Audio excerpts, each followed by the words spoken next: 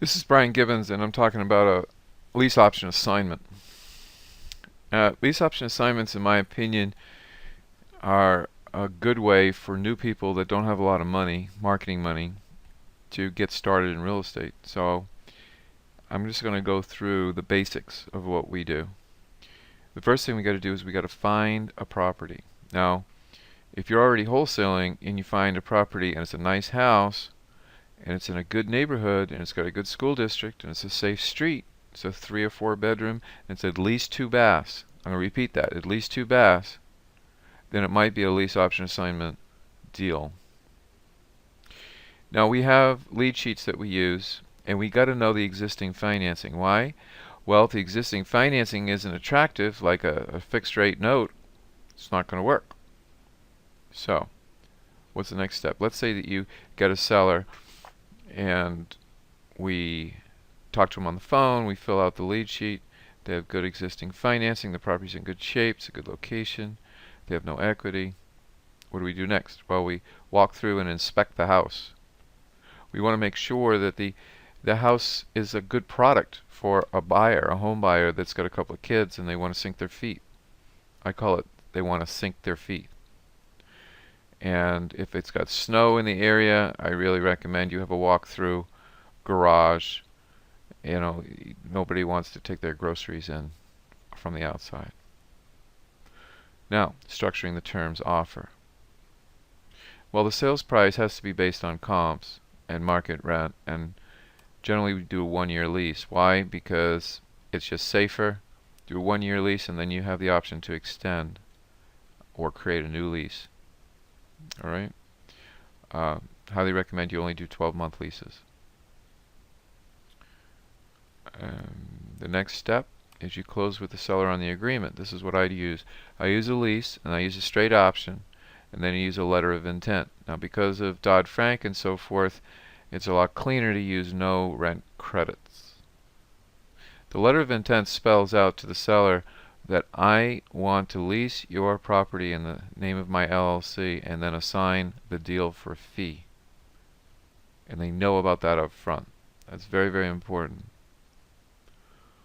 Okay, what's the next step? Well, I want to protect my interest once I get this lease and option, and I cloud the title with a memorandum of option. You can gamble and not do that, but I always do that. 7 is all about marketing and finding a buyer for a lease option. I like dealing with people that just missed financing through FHA and they need a little bit of time to get their credit or their debt to earnings, debt to income in order. And they want that neighborhood. If the product's great, if the house is great, it's in the right neighborhood, it's in the right school district, you'll have a lot of people wanting that house.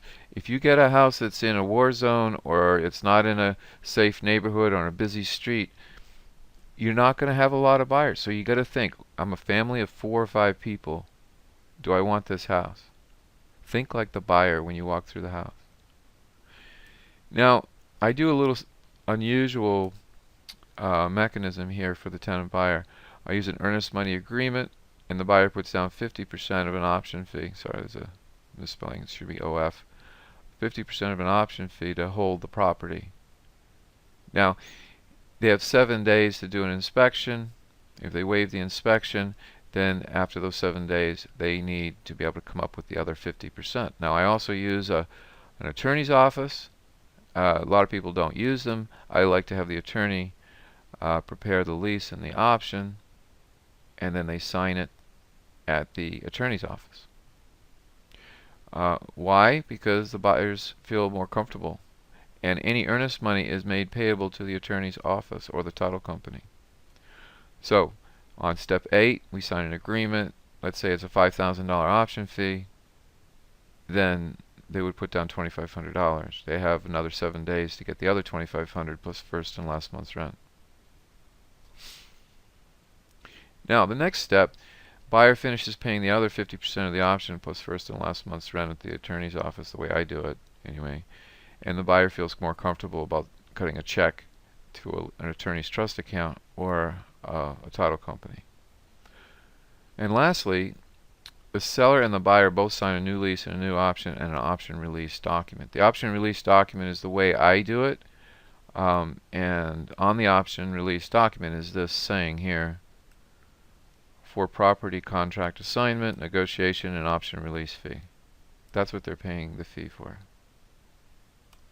So what the end result is, the seller gets copies of the lease and the option release. The buyer gets keys to the house and copies of the lease and the option release. And I get $5,000 or more in an option release fee. Okay. I hope you've enjoyed this recording about lease option assignment, the 10 steps, and it is a great way to make money, especially if you don't have a lot of capital to work with as far as marketing. Thanks for listening.